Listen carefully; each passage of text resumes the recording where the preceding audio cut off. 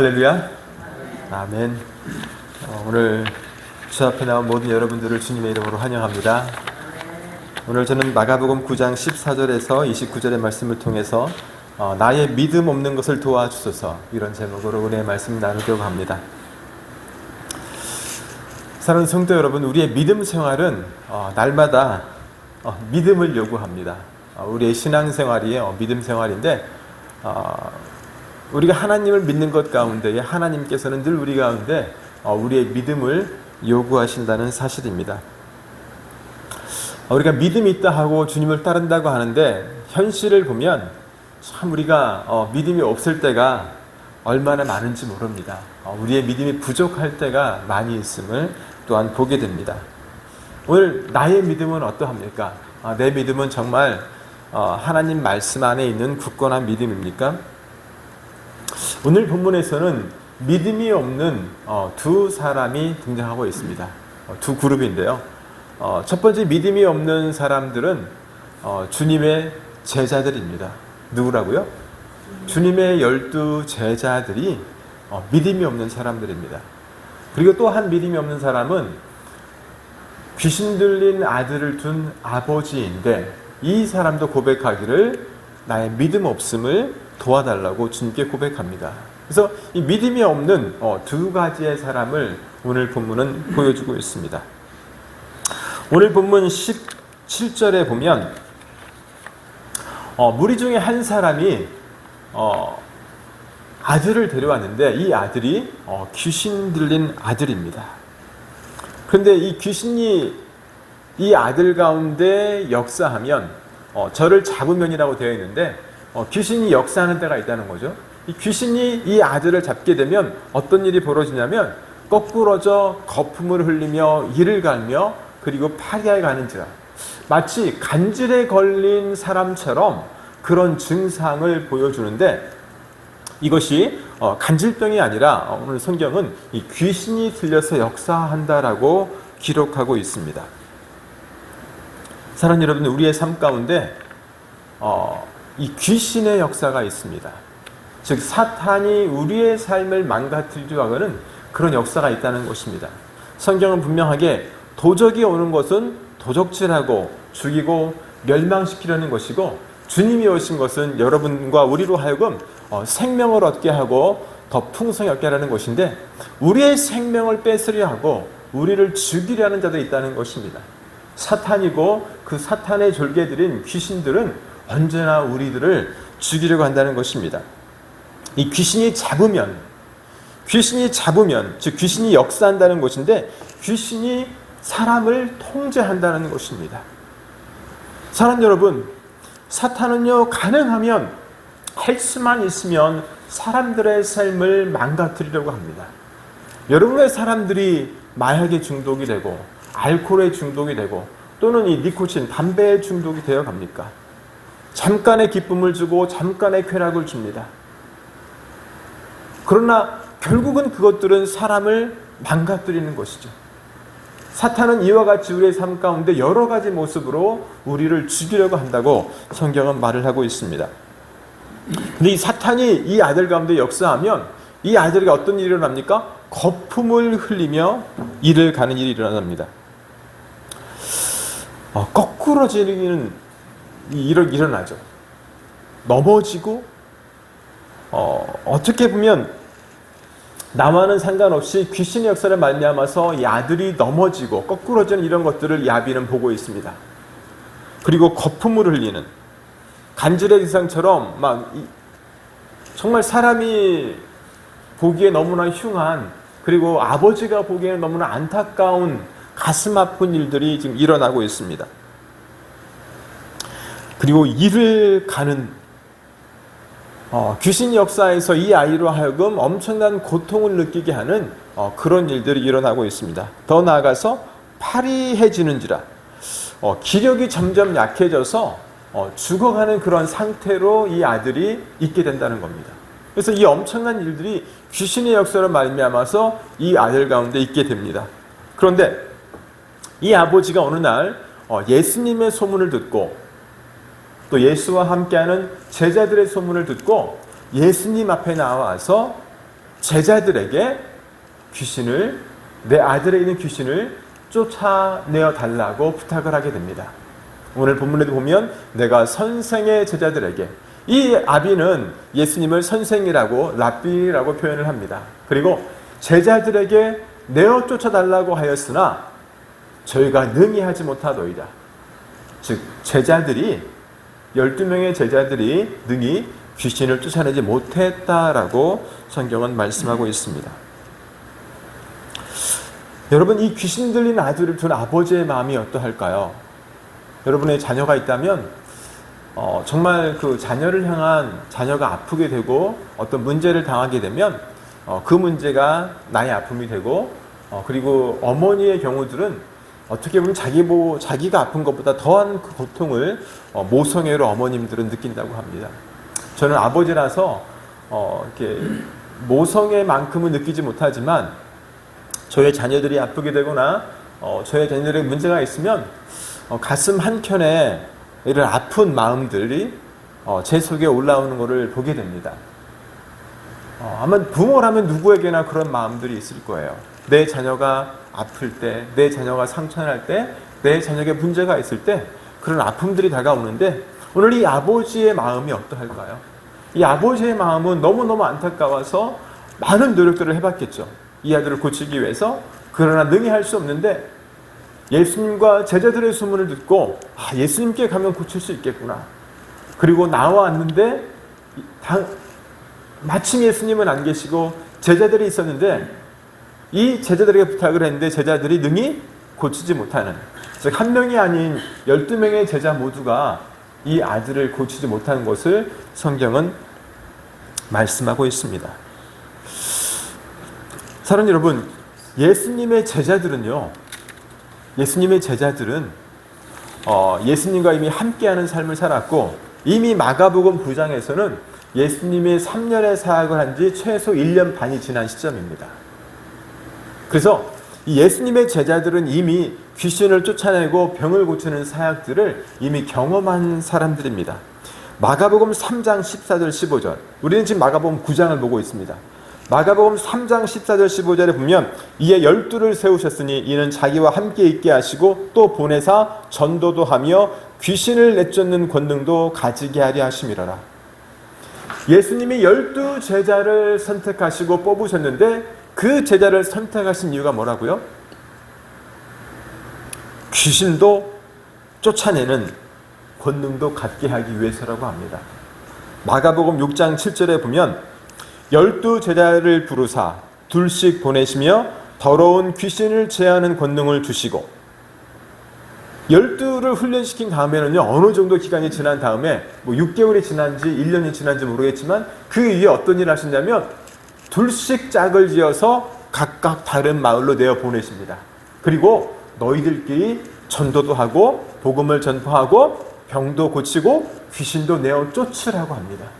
그래서 이 12 제자들이 둘씩 짝을 지어서 6팀으로 나누어서 각각 다른 곳으로 복음을 전하러 나가게 됩니다. 그래서 제자들을 통해서 귀신이 쫓겨나고 병자들이 고침받는 놀라운 일들이 일어납니다. 그래서 누가복음 10장 17절에 보면 제자들이 이렇게 예수님께 돌아와서 이제 자신들이 사역했던 것을 보고합니다. 주여, 주의 이름이면 귀신들도 우리에게 항복하더이다. 예수의 이름으로 귀신에게 명하니 귀신들이 항복하고 떠나가는 것들을 제자들이 이미 어떻게 했다고요? 이미 경험했습니다. 내 힘으로는 할 수 없는데 예수의 이름으로 귀신아 나가! 귀신아 떠나가라 하니까 그 귀신들이 떠나가는 역사가 일어났다는 것입니다. 할렐루야. 오늘 사랑하는 여러분, 여러분과 제가 할 수 없지만 예수의 이름을 힘입어서 내가 질병을 꾸짖고 내가 내 속에 있는 문제들을 꾸짖고 그리고 귀신의 역사를 우리가 명할 때에 떠나가는 줄로 믿습니다. 우리 가운데 있는 모든 문제들, 가족의 문제, 나의 문제, 국가의 문제들을 우리가 앞에 놓고 예수의 이름으로 기도할 때에 역사가 일어나는 줄로 믿습니다. 믿음의 기도를 할 때, 믿음의 간구를 할 때 이런 일들이 일어난다라고 성경은 곳곳에서 기록해주고 있습니다. 그런데 오늘 본문에서는 예수님의 제자들에게 데려왔는데 저들이 능히 고치지 못하더라. 예수님의 제자들이 믿음이 없어졌다라고 말을 합니다. 여러분, 우리의 믿음은요, 살아있는 생명체입니다. 믿음이 이런 물건처럼 딱 정해져서 이게 믿음이야 하고 딱 하고 그냥 그대로 머물러 있는 것이 아니라는 거예요. 우리의 믿음은 살아있어서 움직이는 것이에요. 살아서 성장하기도 하고 또 이것이 쇠퇴하기도 하고 올라가기도 하고 떨어지기도 하는 그러한 것이 우리의 믿음이라는 것입니다. 그래서 여러분과 제가 우리의 믿음이 올라가고 있는지 아니면 내려가고 있는지를 돌아봐야 합니다. 할렐루야. 그래서 여러분과 제가 이렇게 주일마다 나와서 예배를 드리는 거예요. 어떤 사람은 그런 말을 하죠. 하나님 믿어. 진짜 믿어. 거짓말 아니야. 근데 교회는 1년에 한 번 정도 가요. 그래도 나는 하나님 믿는다고 해요. 우리나라엔 별로 없는데 우리 교회도 없죠. 근데 필리핀에 가면 엄청 많습니다. 1년에 한 번 예배를 드리는데 나는 크리스찬이래요. 혹이 나의 믿음은 그렇진 않습니까? 여러분, 우리의 믿음이 올라갔다 내려갔다 하는 살아 움직이는 생명체와 같은 그러한 것을 우리가 알아야 합니다. 제자들은 예수님의 이름으로 귀신을 쫓아내는 것들을 경험했지만 또 어느 한순간에는 그렇게 할 수 없는 것들을 보게 됩니다. 여러분, 왜 예수님의 제자들은 이 귀신 들리는 아들을 고치지 못했을까요? 그래서 오늘 본문 가운데 어떻게 보면 가장 첫 번째로 이 나의 믿음 없음을 도와주소서 라고 고백해야 될 사람들은 제자들이라는 것입니다. 오늘 귀신 들린 귀신 들린 아들의 아버지만이 아니라 제자들도 같은 고백을 해야 한다는 것입니다. 나의 믿음 없음을 도와주소서. 여러분, 오늘 예수님께서는 이 제자들이 이 아들을 고치지 못하는 것에 대해서 이렇게 말을 합니다. 19절에 대답하여 가라사대 때 믿음이 없는 세대여. 뭐라고요? 믿음이 없는 세대여. 이 세대는 제자들을 먼저 가리킵니다. 도대체가 나의 제자들은 12제자들은 나와 함께 하잖아요. 24시간 먹고 마시고 함께 자는 생활을 하는데 1년을 넘게 이런 생활을 했는데 그리고 그런 역사가 있음에도 불구하고 믿음이 어떻게 됐다? 믿음이 없어졌다는 거예요. 그래서 이 귀신을 쫓아내지 못하는 그런 믿음의 상태가 되었다라고 예수님은 제자들의 믿음 없음을 책망하고 있습니다. 내가 얼마나 너희와 함께 있으며 얼마나 너희를 참으리요. 너희가 왜 믿음이 없느냐? 너희가 왜 믿음이 없느냐? 여러분, 저는 이 본문을 보면서 이 제자들뿐이 아니라 사실 저를 보게 됩니다. 과연 나는 믿음이 있는 목사고 믿음이 있는 선교사인가? 아니면 믿음이 있는 크리스찬인가? 여러분, 제가 젊은 나이에 이 대학을 졸업하고 신학을 하기로 결심하고 신학대학을 갔습니다. 어떻게 보면 큰 결심을 한 거잖아요. 제가 해양대학을 졸업하고 배를 타지 않고 신학교를 가게 됩니다. 그리고 신학교를 졸업하면서는 또 이제 선교사로 삶을 살게 됩니다. 한국에서 어떻게 보면 평안히 목회하는 것보다는 선교사로 사는 것이 더 주님을 위해서 일하는 것이지 않을까, 더 헌신하지 않는 것은 아닐까. 그래서 제 딴에는 제가 보기에는 하나님을 더 섬기겠다고 그런 길을 택하고 선교사의 삶을 살았습니다. 그런데 선교사의 삶을 사는 저의 모습을 보면 얼마나 부끄럽고 얼마나 믿음이 없던 때가 많은지 알지 못해요. 그리고 코로나로 돌아와서 한국에 있으면서 이제 한국에 거하면서 이 삶을 살아가면서도 때때로 저의 믿음 없는 것들을 바라보게 됩니다. 오늘 본문에서 예수님은 제자들의 믿음이 없어졌기 때문에 이 귀신 들린 아들을 고치지 못했다라고 분명하게 지적하고 있습니다. 여러분과 저도 어떻게 보면 마찬가지입니다. 내가 교회에 다니고 내가 신앙생활의 경험이 있지만 내가 믿음이 없는 세대에 속할 수가 있습니다. 12제자처럼 나 또한 그런 사람이 될 수 있다는 것을 우리가 분명히 인지하고 인식하고 우리의 믿음 생활을 해야 한다는 것입니다. 그리고 제자들이 이 귀신 들린 아들을 고치지 못한 것에 대해서 제자들이 이 아들이 고침받은 이후에 예수님께 조용히 묻습니다. 아니 예수님, 왜 우리는 분명히 예수님의 이름으로 귀신을 쫓아냈는데 왜 이렇게 하지 못했죠? 왜 아무 일도 안 일어났죠? 이때 마가복음 9장 29절에는 예수님이 이렇게 말씀하십니다. 기도 외에는 이런 종류가 나갈 수 없느니라. 기도가 부족했다라고 합니다.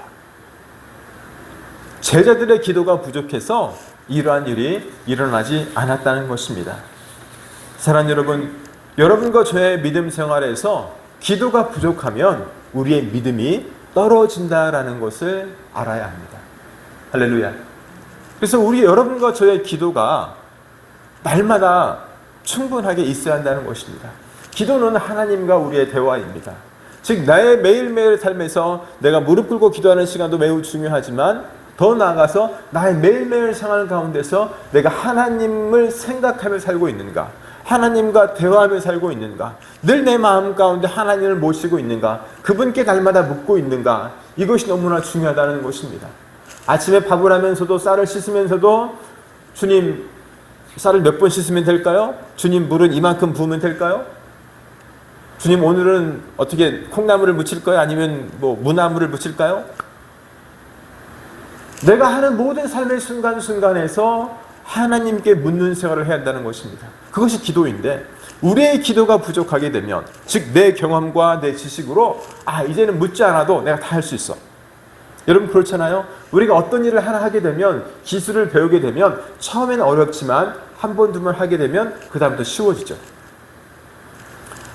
그렇게 되면 이제 기도하지 않아도 다 할 수 있거든. 이거 다 해 내가. 완벽하게 잘하지. 밥하는 거 이거는 껌이잖아. 껌 그냥 탁탁 씻고 물 탁. 밥 다 됐네. 그죠?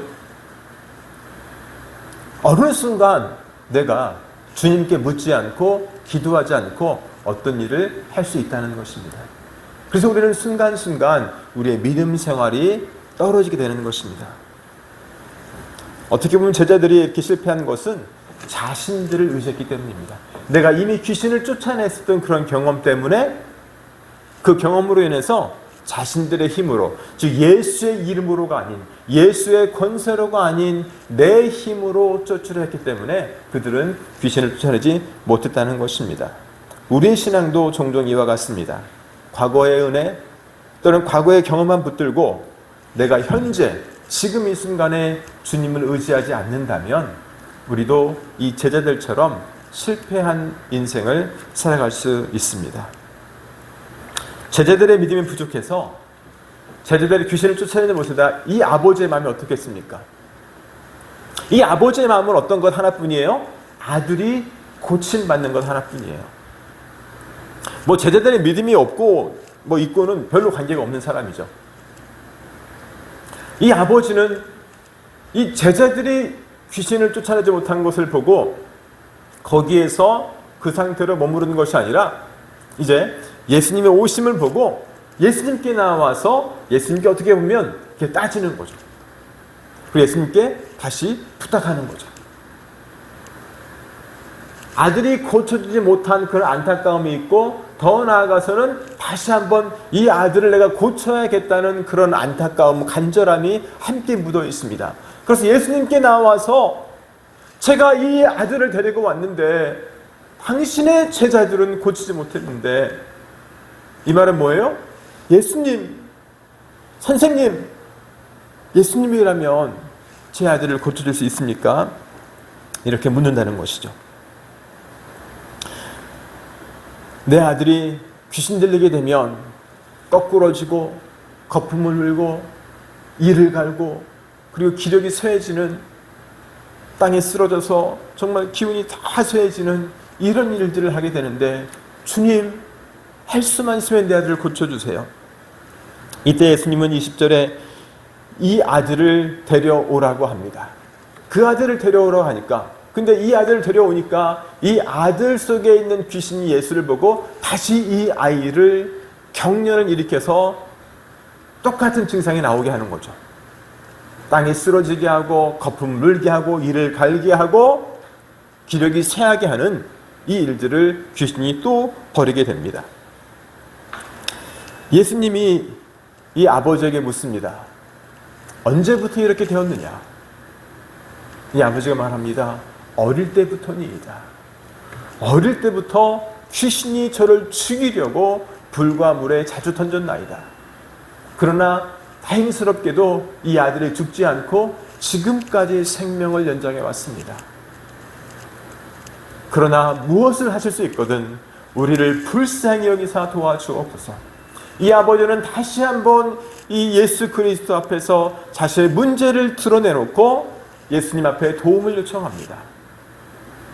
사랑하는 여러분, 여러분의 인생 가운데 여러분의 삶에서 어떤 문제가 있습니까?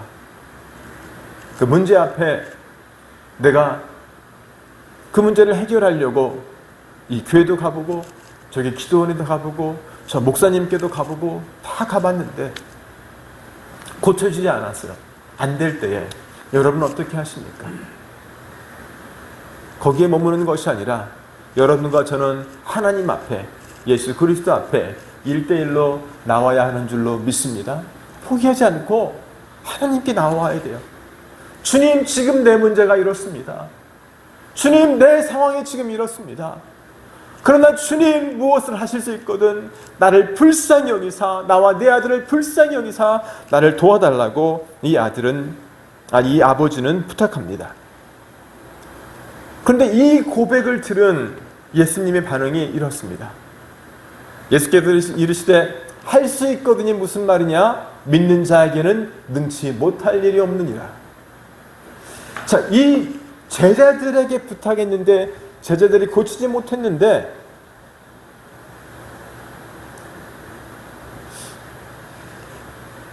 이 아버지는 제자들을 원망했습니다. 당신의 제자들이 능력이 없습니다. 라고 했어요.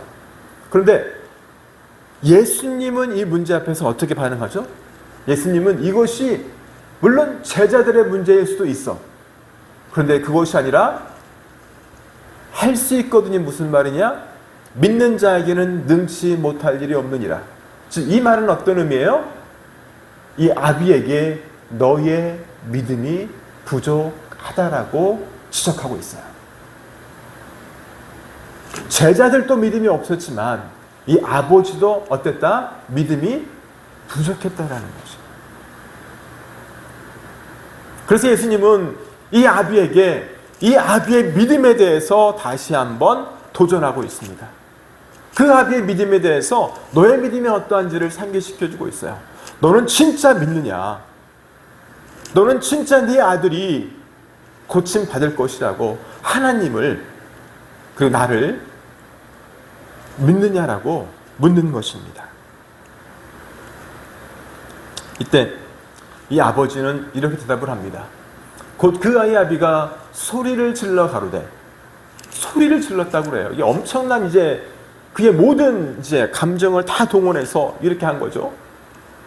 내가 믿나이다. 나의 믿음 없는 것을 도와주소서. 엄청나게 괴성을 지르면서 이 아비가 말을 했다라고 성경은 말을 하고 있어요. 아마 제가 이렇게 소리 지르는 거는 그의 반도 안 될 것 같아요. 내가 믿나이다. 내가 믿나이다. 나의 믿음 없음을 도와주세요. 나의 믿음 없음을 도와주세요. 사랑하는 여러분, 믿음은 어떻게 보면 겨자씨만한 작은 믿음이라도 내 믿음이 있다면 주님은 그 믿음 가운데 역사한다라고 말을 하고 있습니다. 할렐루야. 우리의 믿음 생활에서 여러분의 믿음을 하나님께 표현하기를 주의 이름으로 축원합니다. 내 문제 가운데 그 문제를 붙잡고 내가 어찌할 수 없을 때, 내가 해결할 수 없을 때, 내가 아무것도 할 수 없을 그때에 예수님께 우리는 소리를 질러야 돼요. 주님, 내가 믿습니다. 주님, 내 믿음 없음을 도와주세요. 주님, 나를 도와주세요. 주님이 지금 내 문제를 아시잖아요. 주님, 역사해 주세요. 예수님의 질문 앞에 고민하던 이 사람은 소리 지르며 내 믿음 없음을 도와달라고 합니다. 여러분, 이 아버지는 처음부터 믿음이 없었던 사람이 아닙니다. 믿음이 있었기에 예수 앞에 이 아들을 데리고 나왔고 제자들에게 부탁했던 사람입니다. 그런데 예수님께서 믿는 자에게는 능치 못할 일이 없다라고 하실 때 이 아들은 이제 그 능력이 나에게 임하게 해달라고, 내 아들 가운데 임하게 해달라고 믿음으로 고백하는 것을 볼 수 있습니다. 어떻게 보면 이 아버지의 고백은 정직한 믿음의 기도입니다. 자신의 믿음 없음을, 자신의 연약함을 숨기지 않고 고백합니다. 주님, 저는 믿습니다. 그러나 제 안에 여전히 불신도 있고 의심도 있습니다. 그러나 주님, 저를 도와주세요. 할렐루야. 오늘 이 아비가 이렇게 기도할 때에 예수님은 귀신을 꾸짖어 이 아들을 온전케 하셨습니다. 이를 본 후에 제자들이 예수님께 묻습니다. 종용이 묻죠. 우리는 어찌해서 능히 이 귀신을 쫓아내지 못하였습니까? 예수님께서 이렇게 대답하십니다. 기도 외에는 다른 곳으로는 이런 유가 나갈 수 없느니라. 오직 기도만이 이 일을 가능케 한다. 이 아비가 외친 이 소리는 주여 나의 믿음 없음을 도와주소서라는 이 고백의 외침은 그의 기도였습니다. 그의 진심이 담긴, 그의 전부가 담긴 기도였습니다. 오늘 여러분과 제가 우리의 모든 마음을 다 쏟아서 기도로 하나님께 나아갈 때에 우리 하나님은 우리의 기도를 들으시고 우리의 삶의 문제에 역사하신다는 것입니다. 내가 믿음이 없을지라도 주여 나의 믿음 없음을 도와주소서, 나의 믿음 없는 것을 도와주소서라고 고백하며 나아갈 때에 놀라운 기적이 여러분과 저의 삶 가운데 일어날 줄로 믿습니다. 기도하겠습니다.